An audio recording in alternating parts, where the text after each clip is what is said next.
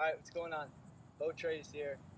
As I've played college tennis and pro tennis, I've eventually run into my equal. And I've run into matches where I'm losing at least half of the matches that I'm playing, right? And it's a horrible problem to have. Now, any coach or any academy or school that I ever played for, the coaches love to talk about shot selection and patterns and where to play and how to start a match and all that sort of stuff. And if you're anything like me, it didn't really work. It doesn't really translate when you're stuck playing your equal. We can all eventually go down the line and cross court. None of our backhands are that bad anymore if you're playing futures, challengers, ATP, or even college level, right? There's no more just clear weaknesses that these players have. So I studied at least 100 matchups on the ATP and the Challenger Tour to see what are these guys doing that I'm not. What are they thinking that I don't, what do they see that I don't see, right? And this is what I came up with, and this is the most important shot selection that you could ever think about, right? It's where to hit the ball. Now, of all the matches that I charted, I have lefties brought into it as well, and I count their backhands. The backhand side is going to be over here in zone C and zone D, just because I'm a righty and I'm showing it to you. The forehand side is going to be zone A and zone B. Now, if you just stay with me, zone A is about the same width as the alley, right? It's over here. In over 100 matches, real matches that people care about, only 3% of shots land in zone A. Only 3.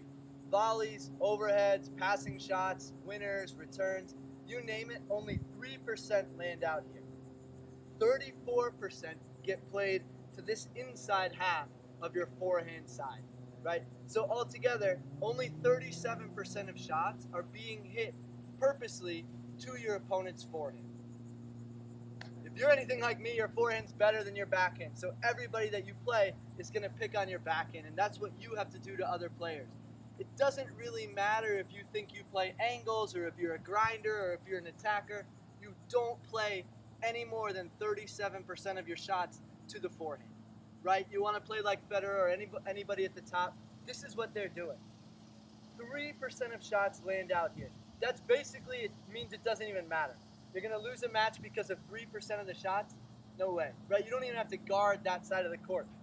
Now, 57% of the shots land in zone C. That's more than every other shot. Imagine playing a match and every other shot you have to hit right here to zone C. If you played like that, it would be as close to playing like the top pros as you could get. Again, it doesn't matter if you think you're a grinder or a serve and volley. It doesn't matter 2-2-1 or whatever pattern your coach is telling you. This is what's actually happening. Get the ball to here and you'll be okay. You'll be okay because nobody's backhand can really hurt you that badly. Nobody's backhand is really that good, right? Their forehand maybe, but their backhand no. So that's where 57% of shots come. Zone D only has 6% of shots. Double of zone A, but still only 6%, basically meaningless as well, right? So that's 63% of shots, more than every other one, right, goes to the backhand. So really what your strategy should be to start a match against anybody good or just anybody you're equal, right, would be to hit 60%, 63% of your shots to the backhand side, right? Very basic strategy, but a very effective one, right? This is really just the way that I'm running my practice sessions, right? I haven't done this anywhere else. I haven't, learned it anywhere.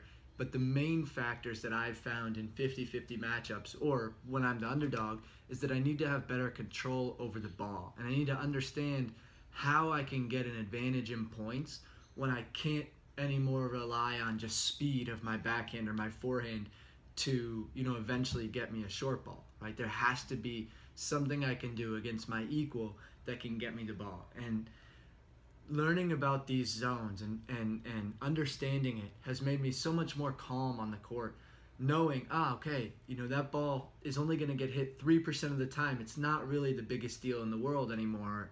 Or this is where I should hit my shots. And all of my shot selection has become so much simpler. So really all I'm trying to do is share that with you guys.